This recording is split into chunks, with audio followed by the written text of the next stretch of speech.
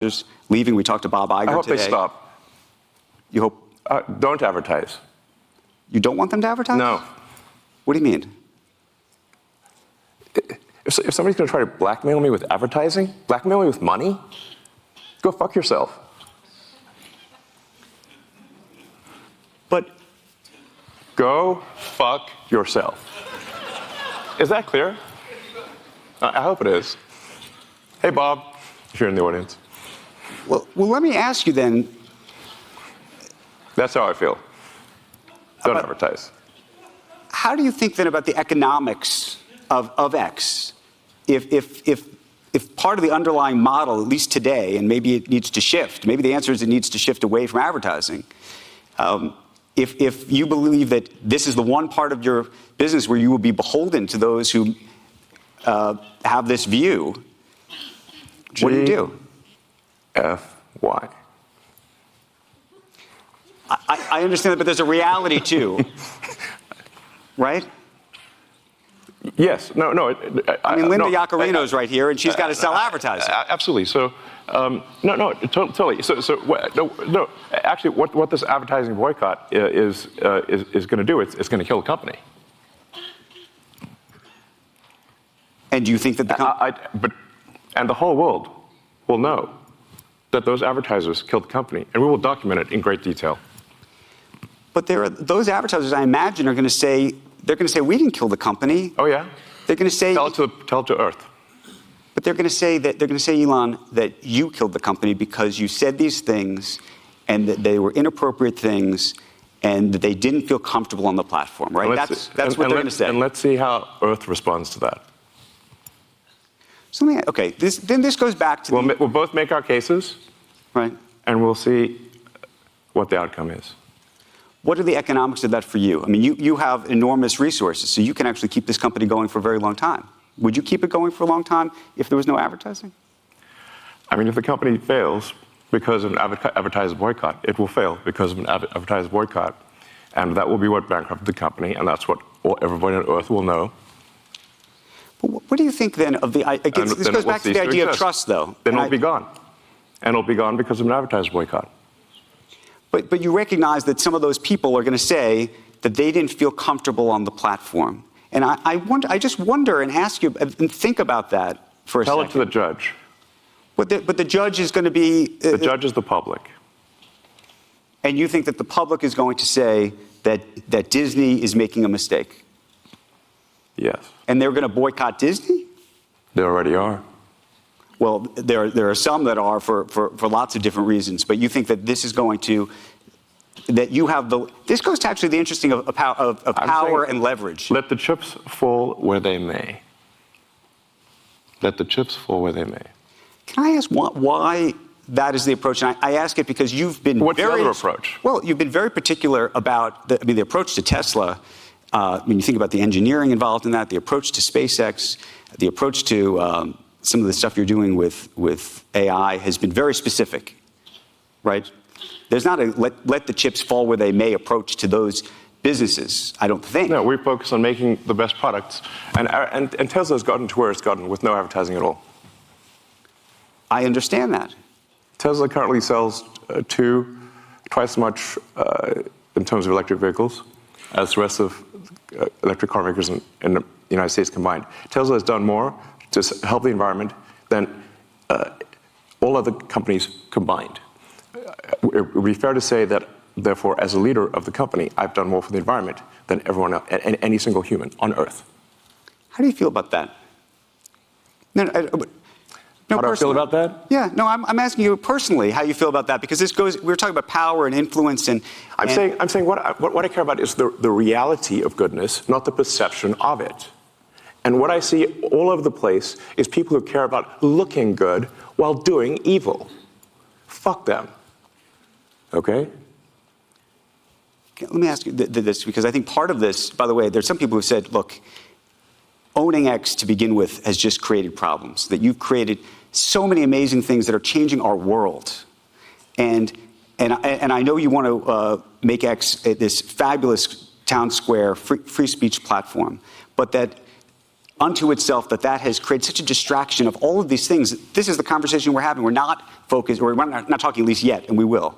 On Tesla, you have your Cybertruck deliveries tomorrow and everything else that you're doing. But yes, is there any, it will be the biggest product launch of anything by far on Earth this year. Is there any part of you, though, that just says, you know what?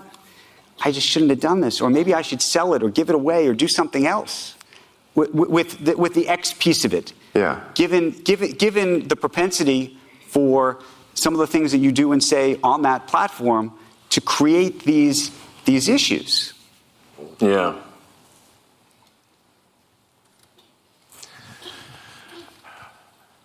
Of all the posts I've done on the platform, I think there might be 30,000 or something like that. Right. Once in a while, I'll say something foolish. And I have. And I would certainly put that comment, that you said the actual truth, among perhaps one of the most foolish, if not the most foolish thing I've ever done on the platform. And I did do my best to clarify afterwards that, I certainly do not mean anything anti-Semitic in that. The nature of the criticism was simply that the Jewish people have been persecuted for thousands of years. There is a natural affinity, therefore, for persecuted groups. This has led to the funding of organizations that essentially promote any persecuted group or any group with the perception of persecution. This includes radical Islamic groups. Everyone here has seen the massive demonstrations for Hamas in every major city in the West. That should be jarring. Well, a number of those organizations received funding from prominent people in the Jewish community. Right. They didn't expect that to happen. But if you generically, right, without condition, sort of fund, if you fund persecuted groups, in general, some of those persecuted groups, unfortunately, want your annihilation. And what I meant by that, when I subsequently clarified, is that it's unwise to fund organizations that support groups that want your annihilation. Is this coming across clearly? Yeah, no, it is. My question to you, though, I think logically this makes a lot of sense. Is there any part of you, just tell me what happens, though, once all this happens? Let's say you fund a group, and that group supports Hamas, who wants you to die. Perhaps you should not fund them. Right. But you do. Thank you. You do appreciate that when you wade into these very delicate waters, at these very delicate times, yes, that it can create a real, as it created headlines for the past 2 weeks, and economic impact. I'm just so curious what in your brain, when you see all this happening, are you sitting there going, oh my God, I stepped in it, I wish I didn't do that? Are you saying, screw them, I hate these people, why are they after me? But all of that. Yeah, all of that. Look, I'm sorry for that tweet or post. It was foolish of me. Of the 30,000, it might be literally the worst and dumbest post that I've ever done. And I try my best to clarify 6 ways to Sunday. But at least I think over time it will be obvious that, in fact, far from being anti-Semitic, I'm in fact philo-Semitic. And all the evidence in my track record would support that. Let me ask you this, though. There are people who say crazy things on X, as you know. Maybe you think they're crazy, maybe they're not. The aspiration for X is to be the global town square. Now, if you were to walk down to, let's say, Times Square, right? Do you occasionally hear people saying crazy things? Yes, but they're not. But they don't have the megaphone, right? And that's the conundrum. Right? No, they can only say it to the 50 or 100 people that are standing there in Times Square. They don't have a look. The joke I used to make about old Twitter was it was like giving everyone in the psych ward a megaphone. I'm aware that things can get promoted that are negative beyond the sort of circle of somebody simply screaming crazy things in Times Square, which happens all the time.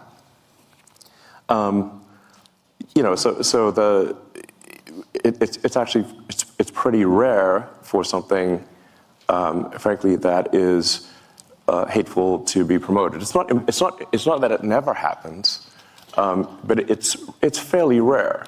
I would encourage people to look at, for those that use the system, when you look at the sort of the feed that you receive, how often is it hateful, and over time has it gotten more or less hateful? And I would say that if you look at the X platform today versus a year ago, I think it is actually much better. I mean, what is your personal experience? Are you surprised? I'm just curious. You use this? I use the platform religiously. I So you will would admit notice. to being an addict, You would and I notice. use the For You, and I will say, now the problem is, because I'm a journalist, I go looking for stuff. Well, that's not our fault. I'm just saying. And because I also think the algorithm, for me personally, because I'm looking for stuff, also is feeding me other things. This is actually a challenge in that, like sometimes people will say, like, why is it showing me, posts from this person that I hate? And we're like, well, did you interact a lot with this person that you hate? Well, yes. Well, therefore, it thinks that you want to interact more with this person that you hate. That's like a reasonable. Let me ask this: you kind of want to have an argument. When you tweet, yeah.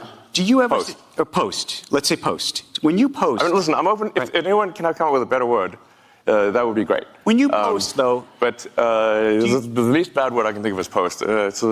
When you post, though, are you trying to rile up either a base or an audience? Do you recognize the power you have in that? And also, by the way, not just rile up one version of side of it, but also rile down, which is to say, as I said, there are people who are demonstrably anti-Semitic on the site. I get Jew boy things and all sorts of things that come my way. Hey, for a while they thought I was Jewish, so they would, I'd get it too. But the question is, my name is Super Jewish. Do you ever think to yourself, you know what? I'm going to go online and I'm going to say, these people, I condemn these people that are on my site saying these things. Because I think you say I've condemned anti-Semitism, but do you ever go? Yeah, I said I condemn. I literally posted I condemn anti-Semitism in all its forms. Like that is a literal, I believe, literal post that I made. I mean, I'm like, listen, if I can get out the thesaurus, if you and we could, Let me ask you a different question. You compose it, I'll post it. Okay, let me ask you this. You were on a podcast about a month ago, and you said something that struck me, and it struck me as accurate. It came out of your mouth, so hopefully it is. But I'm hoping we go deep on this. Just because it came out of my mouth does not mean it's true. No, but you said my mind is a storm. I don't think most people would want to be me. They may think they want to be me, but they don't know. They don't understand. What did you mean by that? What was your mind being a storm? And I think I have known you for quite some time. I think it is a bit of a storm. Yes. Yeah, I mean, in as much as a weather metaphor makes sense, my mind often feels like a very wild storm. I mean, I have a fountain of ideas. I mean, I have more ideas than I could possibly execute. So I have no shortage of ideas. Innovation is not the problem. Execution is the problem.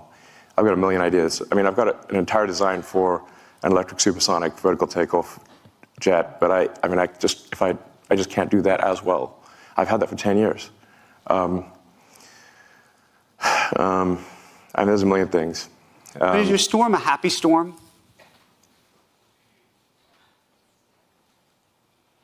No. It's not a happy storm. No. Tell us about that, because I think that actually, when people try to really understand you, I think that there's a lot of this comes from some other place, and I want to talk about that. What do you think that is?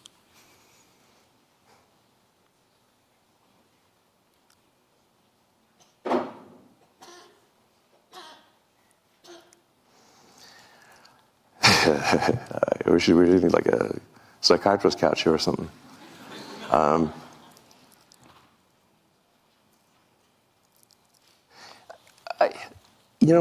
I think to some degree I was born this way, and then it was amplified by a difficult childhood, frankly. But I can remember even in happy moments when I was a kid that it just feels like there's just a rage of forces in my mind constantly. Now this, productively manifests itself in technology and building things for the most part. So, and I think on balance, the output has been very productive. I think the results, as we discussed earlier with SpaceX, Tesla, PayPal, which is still going today. The first internet company that I started, in fact, the first internet company I started, Zip2, was funded by a New York Times company, Yep. Hearst Knight Ridder, and in remember. fact, we wrote some of the software for the New York Times website, Right. and we helped bring online several hundred newspapers that previously were only in print. Now this is in the 90s, which at this point is I'm like a grandpa, basically.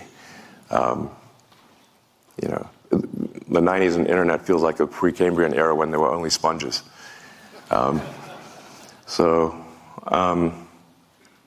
Anyway, I feel like a lot of productive things have been done, and you can also look at Tesla as being sort of many companies in one.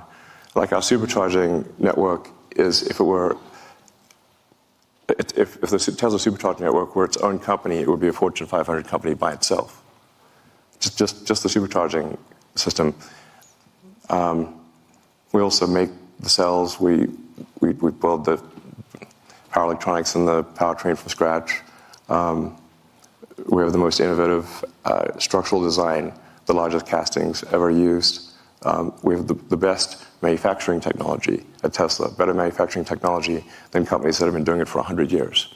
So these demons of the mind, are, for the most part, harnessed to productive ends. Okay, so let me ask a But question that about that. doesn't mean that once in a while they, go wrong. But and this is a question I think a lot of people, are always trying to figure out about not just you, but sometimes themselves. Meaning, what is driving all of this? You're doing all of these things. Do you think that you would be as successful, whatever success is, if it wasn't being driven by I think that there's something you're trying to prove, either to yourself or to somebody. I don't know. We're all trying to prove something. Maybe I'm trying to prove it to my mother. I don't know. No. If I were to describe my philosophy, it is a philosophy of curiosity. I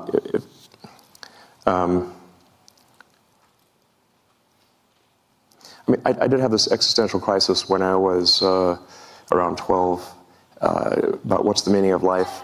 Isn't it all pointless? Why not just commit suicide? Why exist? I read the religious texts. I read the philosophy books that, especially the German philosophy books, made me quite depressed, frankly. One should not read Schopenhauer and Nietzsche as a teenager. But then I read Douglas Adams' Hitchhiker's Guide to the Galaxy, which is a book on philosophy in the form of humor. And the point that Adams was making there was that we don't actually know what questions to ask.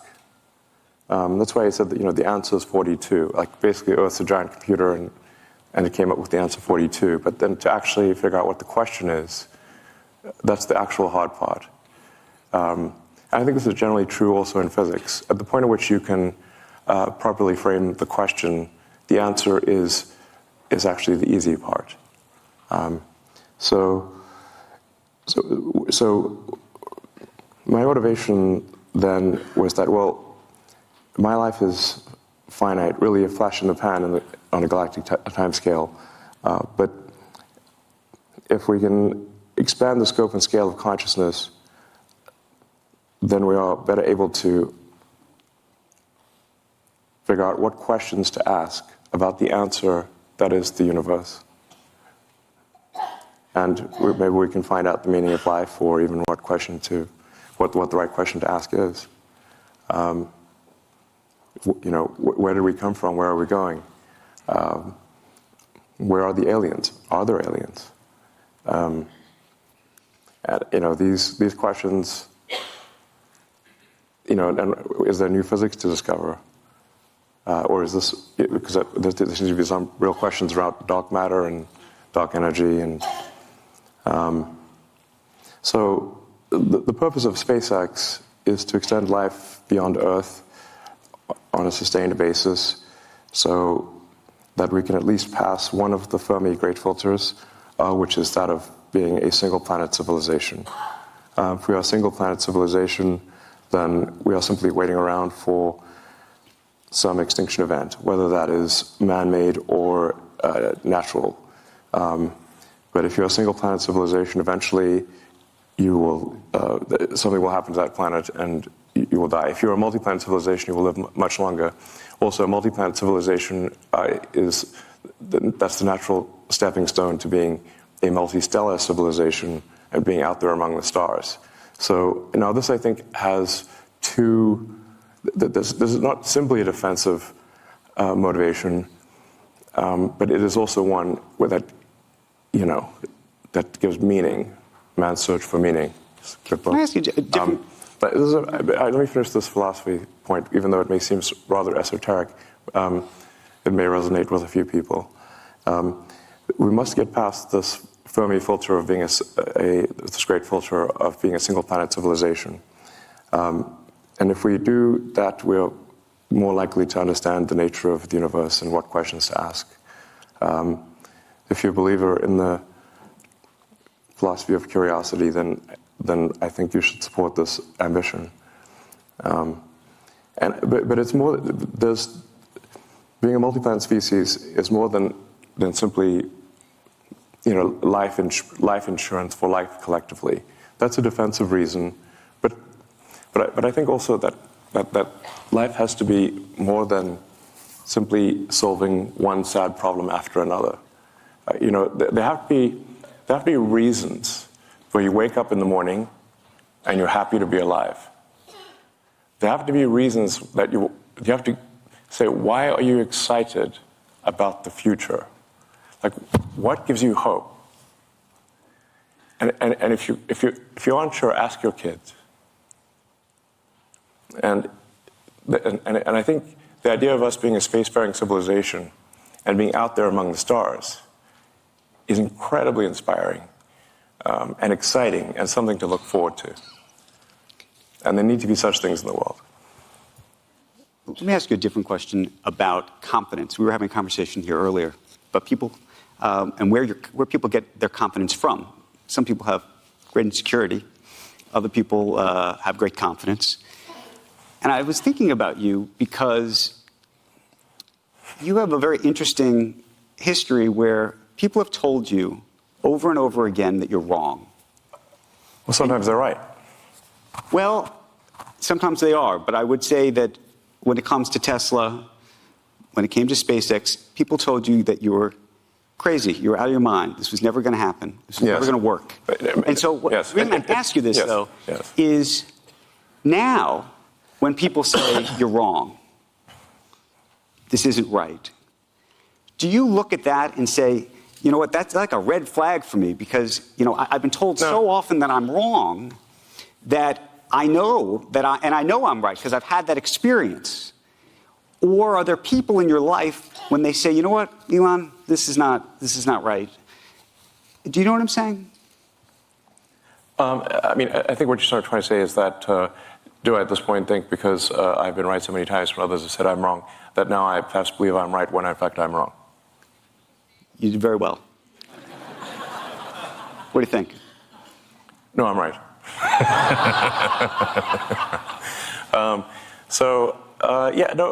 Look, here's the thing. Physics is unforgiving. Physics is unforgiving. So, I have, these various little sayings that I've come up with that physics is the law and everything else is a recommendation. Right. In the sense that you can break any law made by humans, but try breaking a law made by physics. That's much more difficult. So if you are wrong and persist in being wrong, the rockets will blow up and the cars will fail.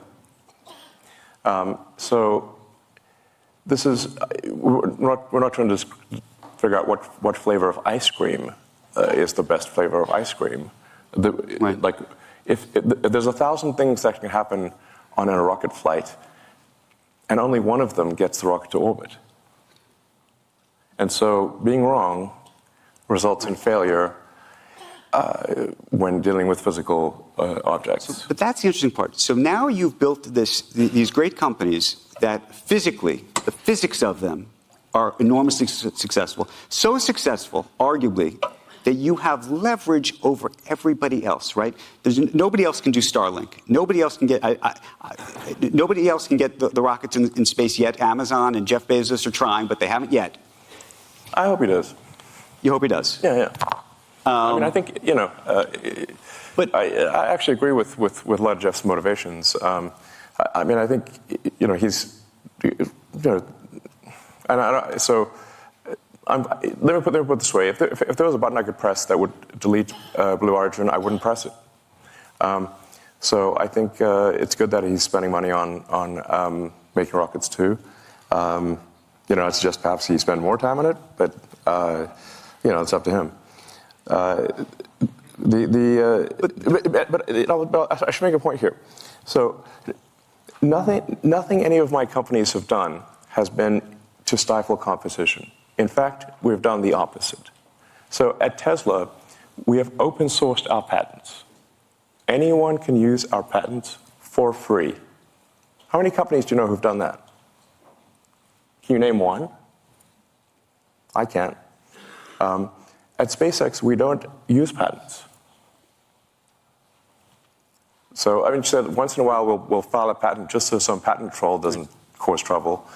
But we're not stopping any. We've done nothing anti-competitive. We've done nothing to stop our competitors. I'm not suggesting you are at all. No, I just want to clarify for the audience, because some companies have done anti-competitive things. I think the strange thing, or the unusual thing about SpaceX and Tesla is that we've done things that have helped our competition. So at Tesla, we have made our supercharger system open access. We've made our charger technology available for free to the other manufacturers. The reason no walled garden. We could have put a wall up, but instead we invited them in. The reason I mention this, though, is because you've had this success in the physics world, you now have these very difficult decisions that have huge impacts on the world that are not physical decisions at all. They're decisions of the mind. They're decisions that you and others have to make, and there's a question whether you should be making these decisions at all. And I think about it in the context of Starlink. Obviously, there was the report about how it's being used in Ukraine and the Russia war. There's questions about Taiwan, whether Taiwan should use it or will use it. I believe they're not right now because they're worried that at some point maybe the Chinese will tell you that you have to, they have leverage over you and you're going to have to turn that off, right? I mean, these are very difficult decisions, and I'm so curious how you think about that. And not just the decisions, the fact that you have that power. I think it's important for the audience to understand that the reason I have these powers is not because of some anti-competitive actions. It's simply because we've executed very well. Oh, I'm not dismissing that. I think there are so many people, by the way, who are huge supporters of what you've created. There are other satellites out there, But they're not as good as yours. And and we can say that maybe make the same argument of the cars and everything else. Yes. But as a result, that gives you enormous leverage. Right? Okay. I mean, with the exception of by the way, these advertisers who aren't on X, in every other instance, everybody needs you. Well, I mean, they use our product if it's better than use somebody else's product if their other product's better. And I accept that. And maybe one day somebody else will create a better product. Is it like, how is it a bad thing to make better products than other companies? Well, and I want to just go back to the Starlink piece of it, though, because that has sort of a geopolitical ramification in terms of your power and how you think about that specific power. And then the power that the U.S. government might have either over you or not over you, the power the Chinese government might have over you or not over you, and how those things get used. I mean, what are you suggesting? I'm asking the question around this very idea of how these satellites are going to be used, whether you think that you should have control of them, whether the government should have control of them. Do you trust the government? Well, there's a lot of people who don't trust the government. Exactly. But then this goes back to the trust of you, right? I mean, like I said, we're not the only company who has communication satellites. Our satellites are just much better than theirs. So it's not like we have a monopoly. Right. Do you feel like anybody the best product? It's not like. Do you feel anybody has leverage over you? I mean, I think at the end of the day, if we make bad products that people don't want to use, then the users will vote with their resources and use something else. Let me pivot the conversation for a second. I mean, certainly, I mean, my company's overseen by regulators, and while you know, since SpaceX, Starlink, Tesla are overseen by, you know, cumulatively over 100 regulators, in actually more than that, a few hundred regulators, because we're in 55 countries. If you sum up all the times that I had an argument with regulators, of hundreds of regulators over decades, it can sound really terrible, except they forgot to mention that there were 10 million regulations we complied with and only 5 that I disagreed with. But they listed all the 5, and it sounds like, wow, this guy's a real maverick. I'm like, yeah, but what about the 10 million we complied with? Let me one related thing on this, and the leverage of countries and things over you and regulators. X is this free speech platform. You do business in China, lots of business in China. That's an important part of your business, I imagine. Well, not SpaceX. How do you think about the leverage that the Chinese have over you? And do they have leverage over you? And how do you feel about, some people would say, is it hypocritical for you to be doing business in China, or frankly in other countries as it relates to X and other things that don't follow this free speech path that you have espoused? The best that the X platform can do is adhere to the laws of any given country. Do you think there's something more we could do than that? I think it would be very hard, but I just wonder, given the sort of strong philosophical approach that you've been vocal about, whether you say to yourself, you know, maybe I shouldn't be doing business in that country. Well, first of all, Starlink and SpaceX are no business in China whatsoever. Tesla has one of 4 vehicle factories in China, and China is, you know, I don't know, a quarter of our market or something like that. So it's a quarter of the market of one company. The same is true, by the way, of all the other car companies. They also have something on that order of a quarter of their sales in China. So if that's a problem for Tesla, it's a problem for every car company. I mean, I think one has to be careful about not conflating the various companies, because I can only do things that are within the bounds of the law. I cannot do beyond that. My aspiration is to do as much good as possible and to be as productive as possible within the bounds of what is legal. More than that, I cannot do. I want to pivot and talk about AI for a moment. We had Jensen Huang here, who's a big fan of yours, as you know. Yeah, Jensen's awesome. Talked about bringing you the first box, by the way, yes. With Ilya, interestingly enough. Yes. Back in 2016, I think. There's a video of Jensen and me unpacking the first AI computer at OpenAI. Right. So I'm so curious what you think of what's just happened over the past 2 weeks while you were dealing with this other series of headlines. There was a whole other series of headlines at OpenAI. What did you think? Well, you founded it, co-founded it. Co-founded it, yeah. Well, the whole arc of OpenAI, frankly, is a little troubling, because The reason for starting OpenAI was to create a counterweight to Google and DeepMind, which at the time had 2/3 of all AI talent and basically infinite money and compute.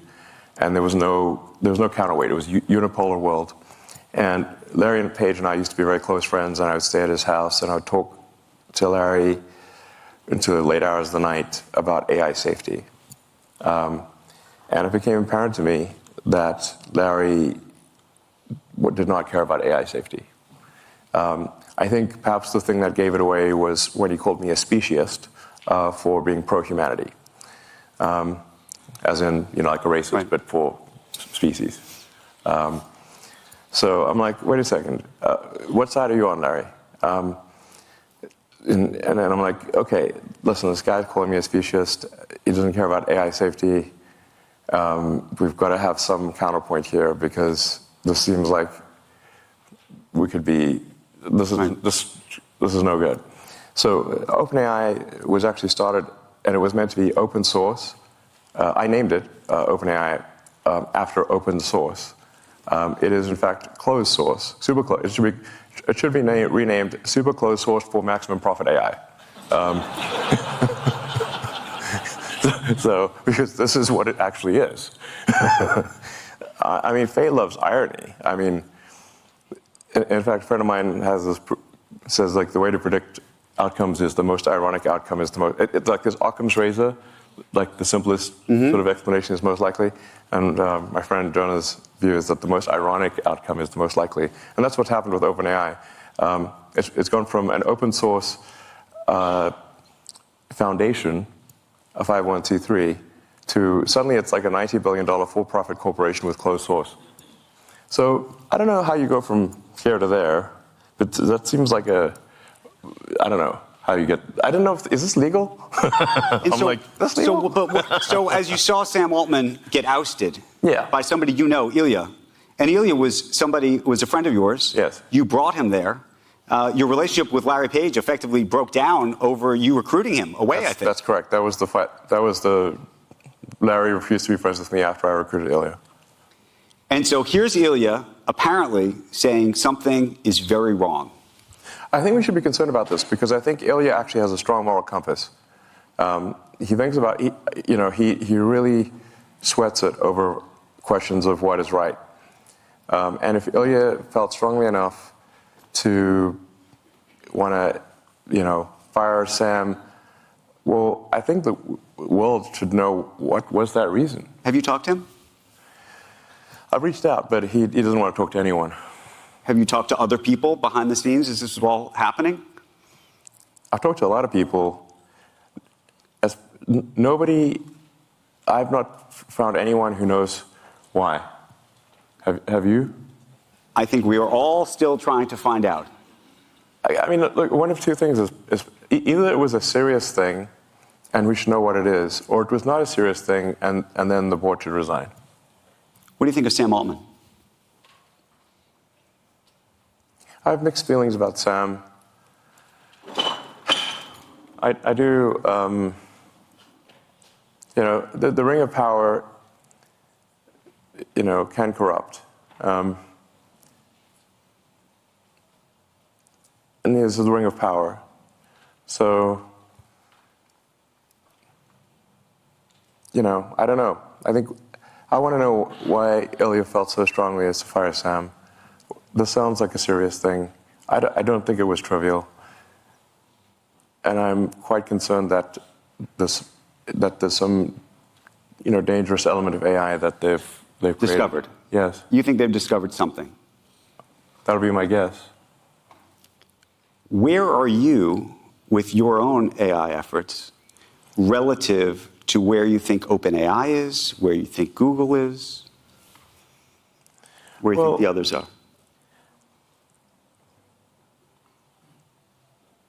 I mean, on the AI front, I'm in somewhat of a quandary here because I've thought AI could be something that would change the world in a significant way since I was in college, like 30 years ago. But the reason I didn't go build AI right from the get-go was because I was uncertain about which which edge of the double-edged sword would be sharper, the good edge or the bad edge. So I held off on doing anything on AI. I could have created, I think, the leading AI company, and kind of OpenAI actually kind of is that. Because I was just uncertain, if you make this magic genie, what will happen? Whereas I think building sustainable energy technology is much more of a single-edged sword that is single-edged good. Making life multiplanetary, I think single-edged good.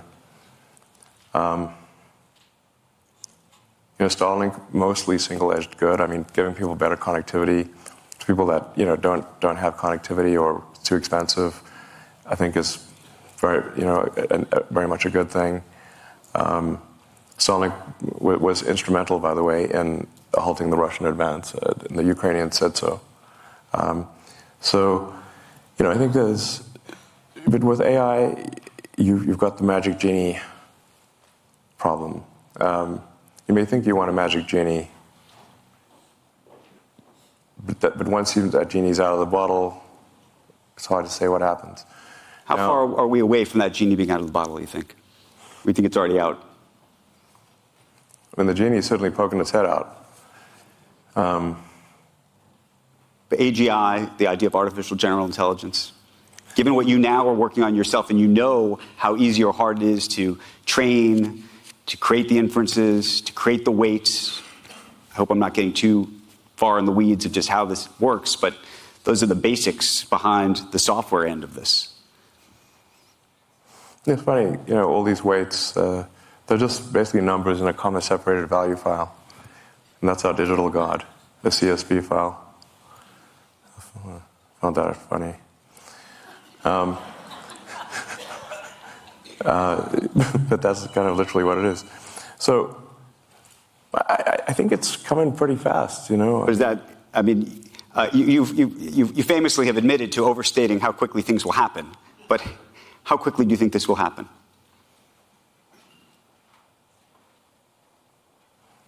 If you say smarter than the smartest human at anything, yep, it may not be then quite smarter than all humans, all machine-augmented humans, because people have got computers and stuff. There's a higher bar. But if you say smarter than any, can write as good a novel as, say, J.K. Rowling, or discover new physics, or invent new technology, I would say that we are less than 3 years from that point. Let me ask you a question about XAI and what you're doing. And because there's an interesting thing that's different, I think, about what you have relative to some of the others, which is you have data, you have information, you have all of the stuff that everybody in here has put on the platform to sort through. And I don't know if everybody realized that initially. What is the value of that?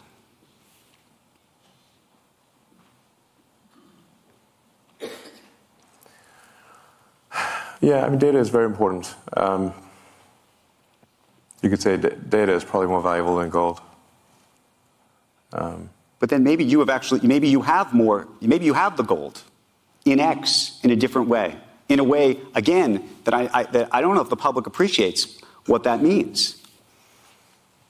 Yes, X is might be the single best source of data. I mean, it is, there are more, links that go to, people click on more links to X than anything else on Earth. Sometimes people think Facebook or Instagram is a bigger thing, but actually there are more links to X than anything. There's public information, you can Google it. Okay, let me ask you so it is where you would find what is happening right now on Earth at any given point in time. The whole OpenAI drama played out, in fact, on the X platform. So it is one of the, it's not, Google certainly has a massive amount of data, so does Microsoft. So it's not like, but it is one of the best sources of data. Can I ask you an interesting IP issue, which I think is actually something I can say as somebody who's in the creator business and journalistic business and whatnot, where I care about copyright. So one of the things about training on data, has been this idea that you're not going to train, or that these things are not being trained on people's copyrighted information. Historically, that's been the concept. Yeah, that's a huge lie. Say that again? Yes, these AIs are all trained on copyrighted data, obviously. So you think it's a lie when OpenAI says that this is not, none of these guys say they're training on copyrighted data? Oh, that's a lie. It's a lie, straight up. It's a straight up lie. Okay. 100%. So then, obviously, it's been trained on copyrighted data. Okay, so let me ask you a second question, which is all of the people who have been uploading. I mean, it's like one every minute. Yeah. All of the people who have been uploading articles, the best quotes from different articles, videos to X. All of that can be trained on. And it's interesting because people put all of that there, and those quotes have historically been considered fair use, right? People are putting those quotes up there. And individually, on a fair use basis, you'd say, okay, that makes sense. But now there are people who do threads, and by the way, there may be multiple people who've done an article that has 1,000 words. Technically, all 1,000 words could have made it onto X somehow. And effectively, now you have this remarkable repository. And I wonder how you think about that, again, and how you think the creative community and those who were the original IP owners should think about that. I don't know, except to say that by the time these lawsuits are decided, we'll have digital God. So ask digital God at that point. These lawsuits won't be decided before in a time frame that is relevant. But is that a good thing or a bad thing? I think we live, there's that, I don't know if it's actually a real Chinese saying or not, but may you live in interesting times. Right. It's apparently not a good thing. But I would prefer to, personally, I would prefer to live in interesting times. And we live in the most interesting of times. I think, and for a while there, I was like really getting demotivated and losing sleep over the threat of AI danger. And then I finally sort of became fatalistic about it and said, well, even if I knew annihilation was certain, would I choose to be alive at that time or not? And I said I probably would choose to be alive at that time because it's the most interesting thing, even if there's nothing I could do about it. So then, basically, sort of a fatalistic resignation helped me sleep at night because I was having trouble sleeping at night because of AI danger. Now, what to do about it? I mean, I've been the biggest, the one banging the drum the hardest, by far the longest, or at least one of the longest for AI danger. And these regulatory things that are happening, the single biggest reason they're happening is because of me. Do you think they're ever going to get their arms around it? We talked to the vice president this afternoon. She said she wants to regulate it. People have been trying to regulate social media for years and have done nothing effectively. Well, there's regulation around anything which is like a physical danger or a danger to the public. So like cars are heavily regulated, communications are heavily regulated, rockets and aircraft are heavily regulated. The general philosophy about regulation is that when something is a danger to the public, that there needs to be some government oversight. So I think, in my view, AI is more dangerous than nuclear bombs. And we regulate nuclear bombs. You can't just go make a nuclear bomb in your backyard. I think we should have some kind of regulation with AI. Now, this tends to cause the AI accelerationists to get up in arms because they think AI is sort of heaven, basically. But you typically don't like regulation. You've pushed back on regulators for the most part in the world of Tesla. So many instances where we read articles about you pushing back on the regulators. I'm so curious why, in this instance, now you own one of these businesses. As I said a moment ago, one should not take what is viewed in the media as being the whole picture. There are literally hundreds, this is probably not an exaggeration, so there are probably 100 million regulations that my companies comply with.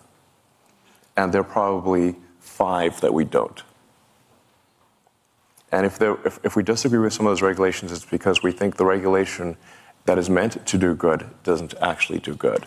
But that's an interesting thing. Defying regulations for but the question is, if there are compliance. laws and rules, whether the idea is that you're making the decision that the law and the rule shouldn't be the law and the rule, and then, right? Isn't... No, I'm saying you're fundamentally mistaken, and it should be obvious that you're mistaken. My company's automotive is heavily regulated. We would not be allowed to put cars on the road if we did not comply with this vast body of regulation. Now, you could fill up this stage with literally, 6 foot high, with the regulations that you have to comply with to make a car. Right. Would make you could have a room full of phone books. That's how big the regulations are. And if you don't comply with all of those, you can't sell the car. And if we don't comply with all the regulations for rockets or for Starlink, they shut us down. So in fact, I am incredibly compliant with regulations. Now, once in a while, there'll be something that I disagree with. The reason I would disagree with it is because I think the regulation in that particular case, in that rare case, does not serve the public good. And therefore, I think it is my obligation to object to a regulation that is meant to serve the public good, but doesn't. That's the only time I object. Not because I seek to object. In fact, I'm incredibly rule-following. Let me ask you a separate question, a social media-related question. We've been talking about TikTok today, ahead of the election. Sure. TikTok is... What do you think of TikTok? Do you think it's a national security threat?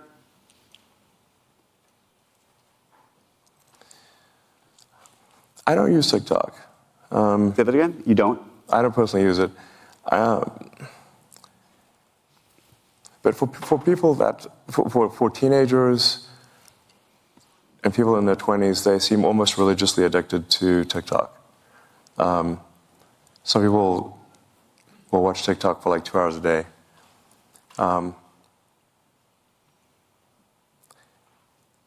I stopped using TikTok when I felt the AI probing my mind, and it made me uncomfortable.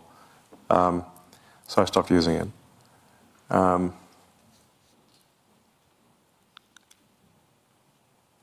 And in terms of anti-Semitic content, I mean, TikTok is rife with that. It has the most viral anti-Semitic content by far. But do you think the Chinese government is using it to manipulate the minds of Americans? No. Is that something that you think we should worry about? I mean, you have different states that are trying to ban it. I don't think this is some Chinese government plot. But it is... The TikTok algorithm is entirely AI-powered. So it is really just trying to find the most viral thing possible. It's what is going to keep you glued to the screen. Right. That's it. Now, on sheer numbers, there are on the order of 2 billion Muslims in the world, and I think much smaller number of Jewish people. What, 20 million, something? Many orders of magnitude fewer. So if you just look at content production, just right. on sheer numbers basis, this is going to be overwhelmingly anti-Semitic. Let me ask you a political question. And I've been trying to square this one in my head for a long time. Yeah. In the last 2 or 3 years, you have moved decidedly to the right, I think. Have I? Well, we can discuss this. I think that you have been espousing and promoting a number of Republican candidates and others. You've been very frustrated with the Biden administration over, I think, unions and feeling like they did not respect what you've created. Well, I mean, without any, doing nothing to provoke the Biden administration, they held an electric vehicle summit at the White House and specifically refused to let Tesla attend. This was in the first 6 months of the administration. And we inquired, we literally make more electric cars than everyone else combined. Why are we not allowed? Why are you only letting Ford, GM, Chrysler, and UAW, and you're specifically disallowing us from the EV summit at the White House? We'd done nothing to provoke them.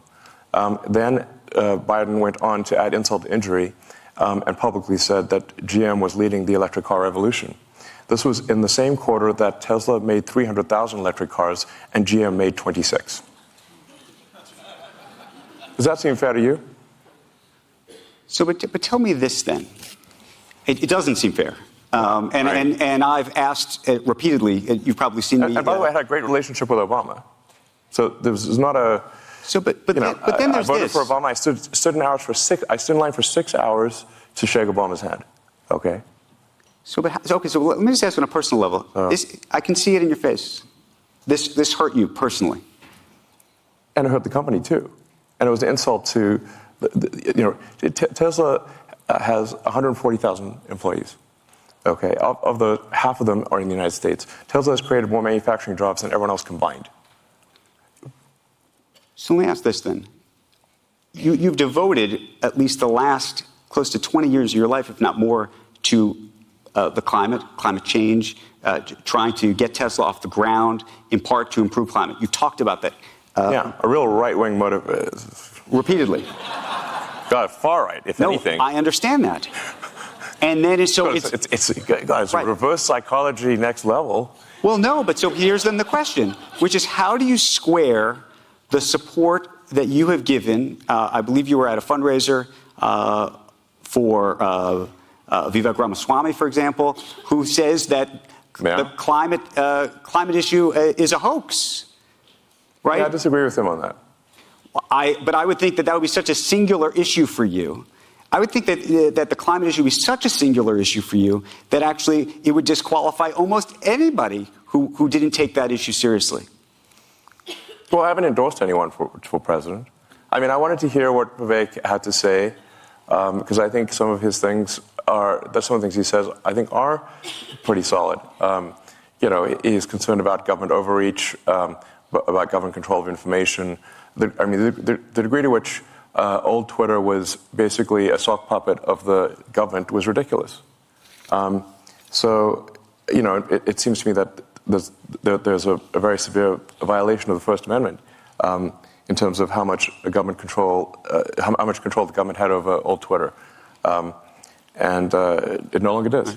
So there's a reason for the First Amendment. The reason for the First Amendment for freedom of speech is because the people that immigrated to this country came from places where there was not freedom of speech, and they were like, you know what, we got to make sure that that's constitutional, because where they came from, if they said something, they'd be put in prison, or there'd be,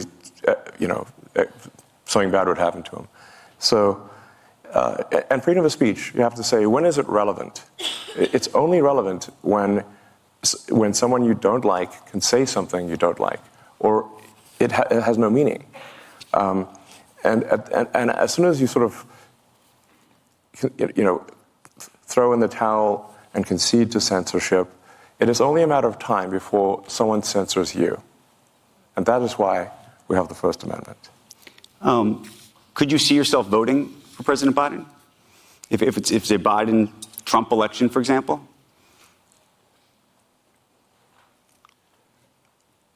I think I would not vote for Biden. You'd vote for Trump? I'm not saying I'd vote for Trump, but I mean, this is definitely a difficult choice here. Would you vote for Nikki Haley? Nikki Haley, by the way, wants all social media names to be exposed, as you know. No, I think that's outrageous. Yeah, no, I'm not going to vote for some pro-censorship candidate. Like I said, I mean, I think you have to consider that there is a lot of wisdom in these amendments, in the Constitution. A lot of things that we take for granted here in the United States that don't even exist in Canada. There's no constitutional right to freedom of speech in Canada. So, and there's no Miranda rights in Canada. People think you have the right to remain silent. You don't actually in Canada. I'm half Canadian. I can say these things, I suppose.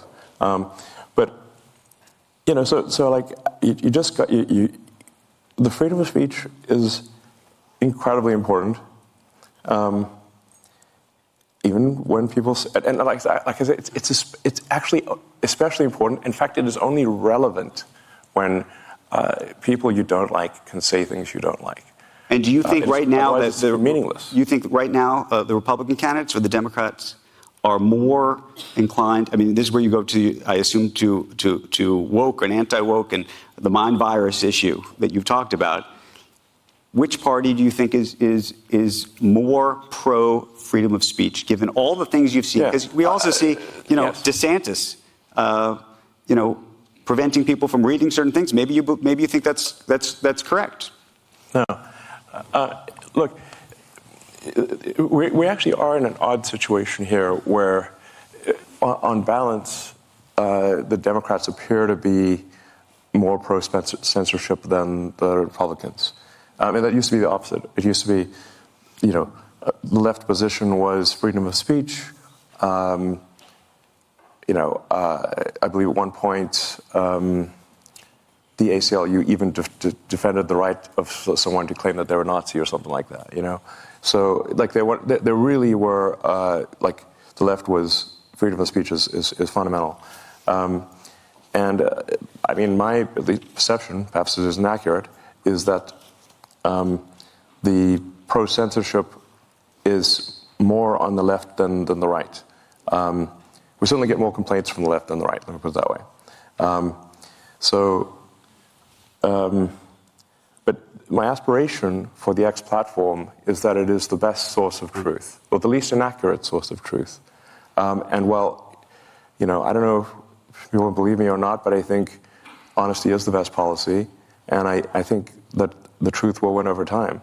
And we've got this great system, and it's getting better, called Community Notes, which is fantastic, I think, at correcting falsehoods or adding context. In fact, we make a point of not removing anything, but only adding context. Now, that context could include that this is completely false, and here's why. And no one is immune to this. I'm not immune to it. Advertisers are not immune to it. In fact, we've had Community Notes, which has caused us some loss in advertising. Speaking of loss in advertising revenue, if a community note, if there's false advertising, the Community Note will say, "This is false," and here is why. I mean, and there's one specific example that is public knowledge, so I'll mention it, which is at one point Uber had this ad which said, "Earn like a boss." And it was community noted, if by boss you mean $12.47 an hour, this did cause at least a temporary suspension of advertising from Uber.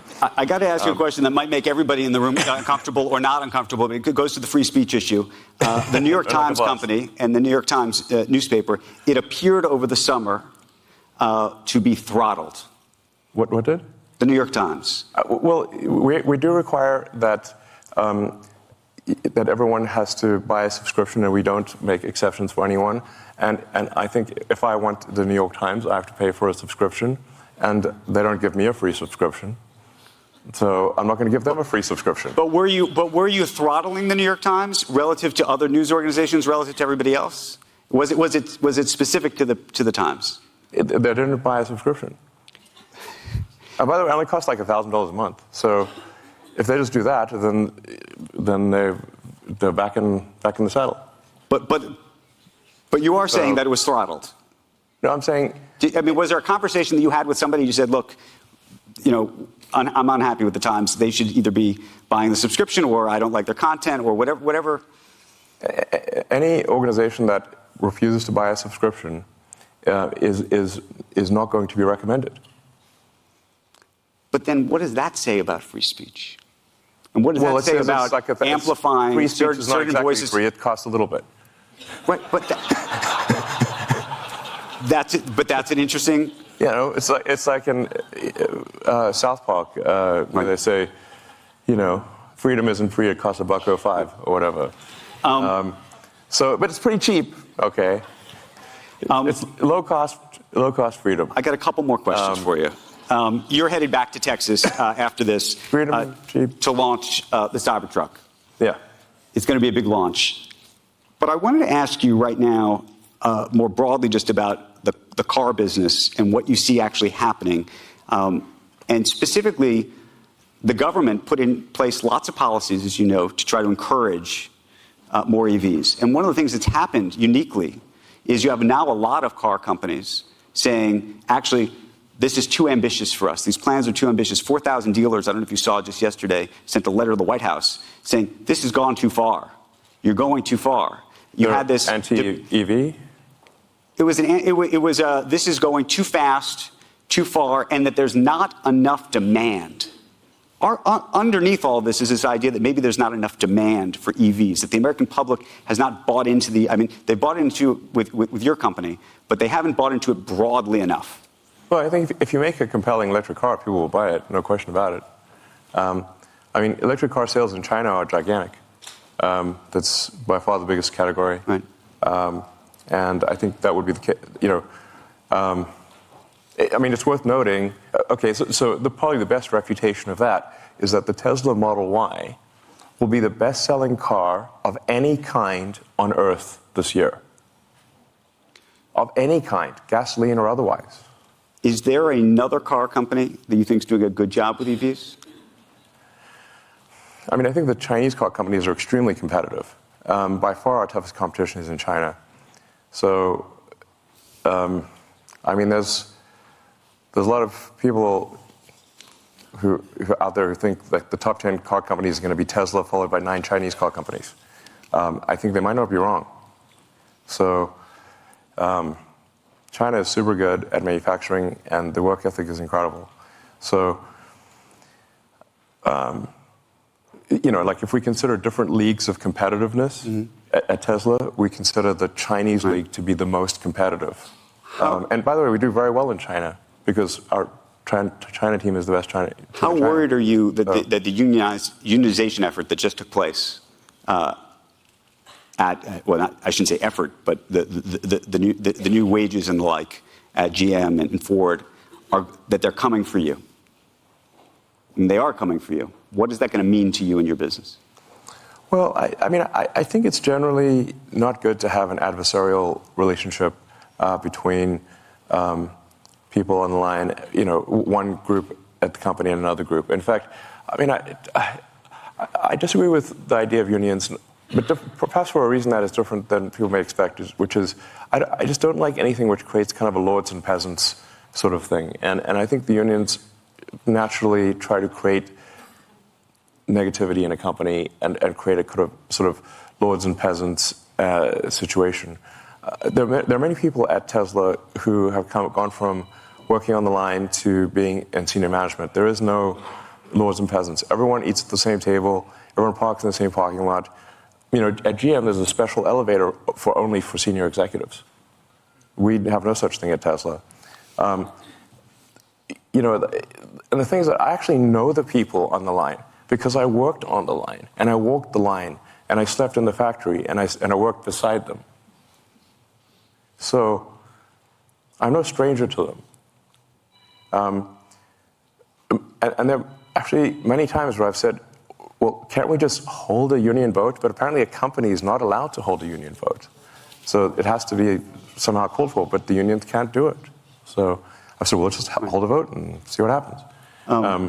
The actual problem is the opposite. It's not that people are trapped at Tesla building cars. The challenge is how do we retain great people to do the hard work of building cars when they have like 6 other opportunities that they can do that are easier. That's the actual difficulty, is that building cars is hard work and there are much easier jobs. And I just want to say that I'm incredibly appreciative of those who build cars, and they know it. So there's I don't know, maybe there will be unionized. If I say, like, if Tesla gets unionized, it will be because we deserve it and we failed in some way. But we certainly try hard to, ensure the prosperity of everyone. We give everyone stock options. We've made many people who are just working the line, who didn't even know what stocks were, we've made them millionaires. So we're going to run out of time. Final couple quick questions.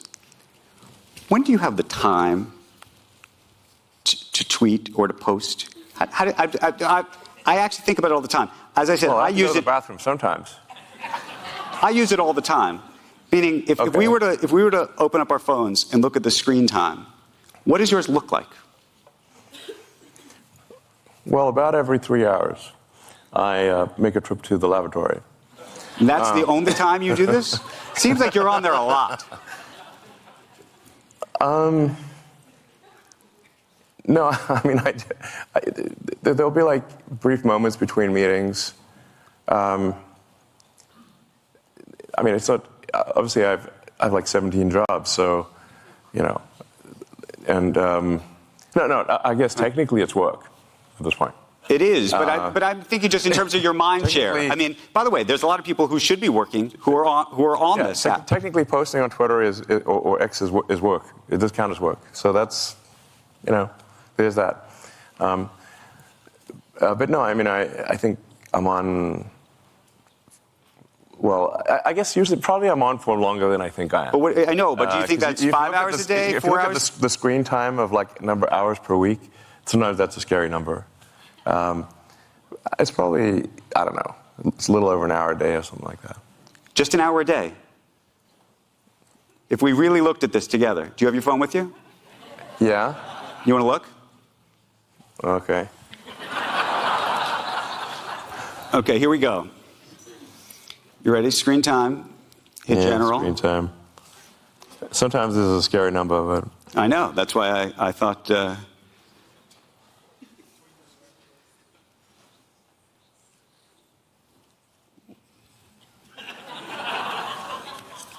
I just got a new phone, so I think this is not accurate because it says it's 1 minute. Pretty sure it's more than that. Wait, it's over the week. There we go. Yeah, go to the week.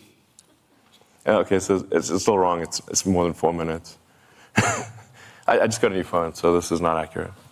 It literally says 4 minutes. New phone. Tim Cook sent you that phone? New phone. Who does? You know. I should ask, by the way, because I just mentioned Tim Cook. Do you feel like you're going to have a battle with him eventually? Is that the next fight? I mean, over the App Store. The idea of making a phone. Oh, phone. What do you mean, like? No. App Store? Over the App Store. Would you ever make a phone? Sam Altman's apparently thinking about making a phone with Johnny Ive. I mean, I don't think there's a real need to make a phone.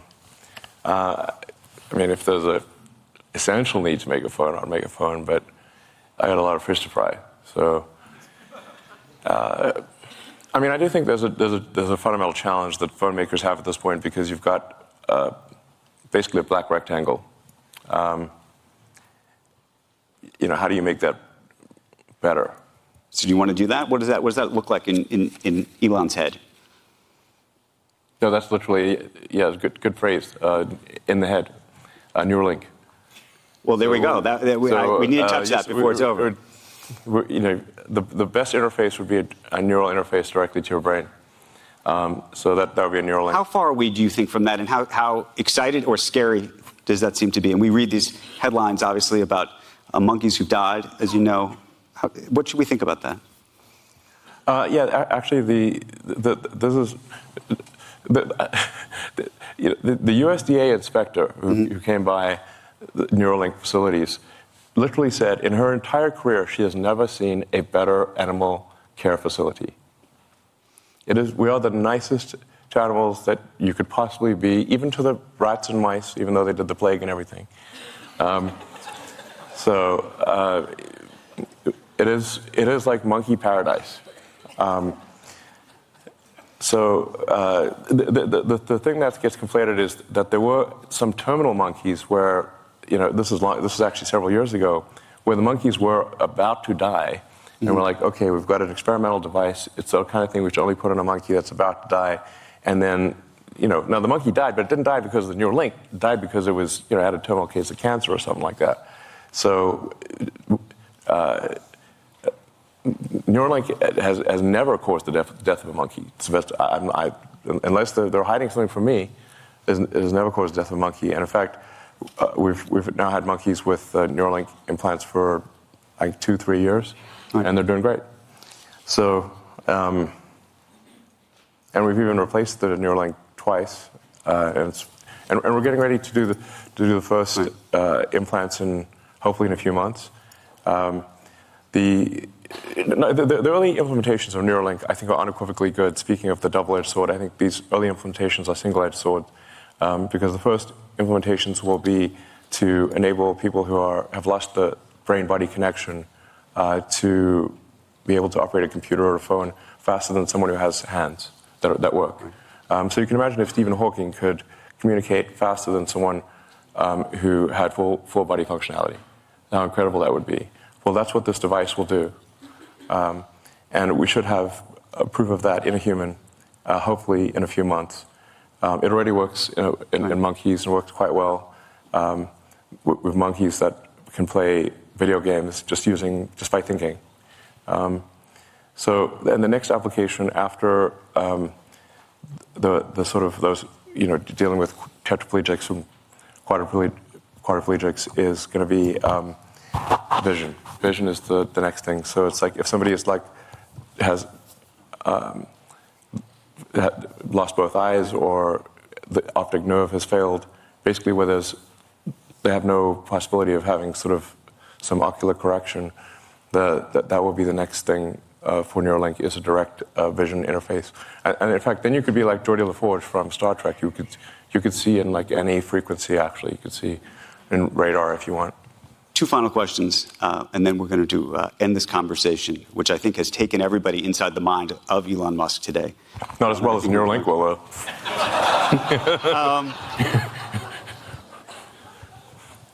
It actually goes to self-driving cars and vision and everything else. And I asked this question of Pete Buttigieg, Transportation Secretary.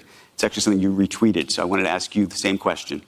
There's a big question about autonomous vehicles and the safety of them, but there's also a question about when it will be politically palatable in this country for people to die in cars that are controlled by computers, which is, say, we have 35,000, 40,000 deaths every year in this country. Yeah. If you could bring that number down to 10,000, 5,000, that might be a great thing. But do we think that the country will accept the idea that 5,000 people, that your family might have perished in a vehicle as a result not of a human making a mistake, but of a computer? Yes. Well, first of all, humans are terrible drivers.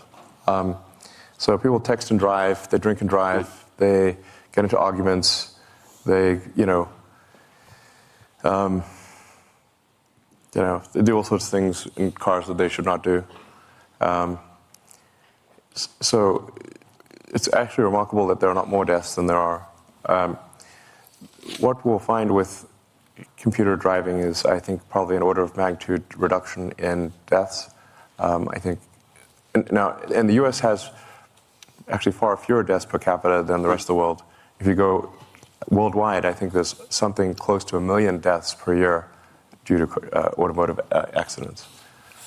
So I think computer driving will probably drop that by 90% or more. It won't be perfect, but it'll be 10 times better. And do you think that the public will accept that? Do you think the government will accept that?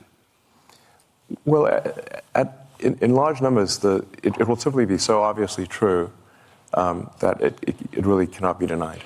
And what do you think? I know we've talked about the timeline before, and I know people have criticized you for putting out timelines that may not have come true just yet.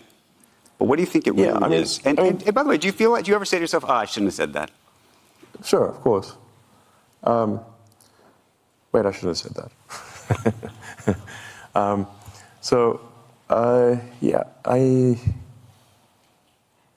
I'm optimistic about. I think I'm like naturally optimistic about timescales, and if I was not naturally optimistic, I wouldn't be doing the things that I'm doing.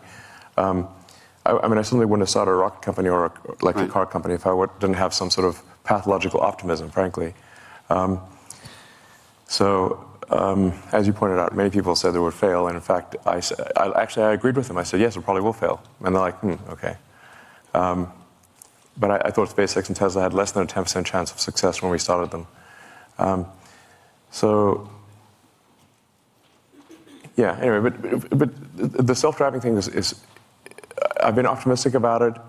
We've certainly made a lot of progress. If anybody has tried has been using the sort of full self-driving beta, the progress is, every year has been substantial. It's really now at the point where in most places, it'll take you from one place to another with no interventions. And the data is unequivocal that that supervised full self-driving is somewhere around 4 times safer, or maybe more, than just human driving by themselves. So I can certainly see it coming. Actually, really, But do you think it's another 5 or 10 years? I mean, people say... No, definitely not. Definitely not. And do you feel like investors have invested in something that hasn't happened yet? Is that fair to them? And that's the other question that people have about that. Well, I mean, I think they've all, with rare exception, thought it wasn't happening. So they were investing in, despite thinking, they're very clear that they don't think it's real. So they're not saying, oh, we just believe everything Elon says, hook, line, and sinker. But the thing is that, I mean, I would be a fair criticism of me to say that I'm late, but it isn't. But I always deliver in the end. Let me ask you the final question. I took note of this. It was November 11th, and you took to Twitter and you wrote only 2 words. You said, amplify empathy. Right. I was taken aback by that, given all the things that have been going on in the world. Do you remember what you were thinking? Well, I think it's quite literally. I understand it, but what was going on? Why did you write that? Well, I was encouraging people to amplify empathy. Literally. I tend to be quite literal. But was there something that had happened that you had seen that you said to yourself, I want to say that? I think I was talking to some friends, and we all agreed that we should try to amplify empathy, and so I wrote amplify empathy. If you wanted an unvarnished look inside the mind of Elon Musk, I think you just saw it. Look, sometimes it's pretty simple, you know. Elon Musk, thank you very, very much for the conversation. All right, thank you. Appreciate it very, very much. Thank you. Thank you so much. Right. Here, take that with you for a second. Take a big sip. I'm just going to say a thank you to everybody who stuck around for what has been a remarkable day. We are so appreciative of everybody who has been with us for so many years, coming back to this every year. So thank you, thank you, thank you. I hope you had a great day, and I hope we have an opportunity to do this again. Elon Musk, everybody, thank you.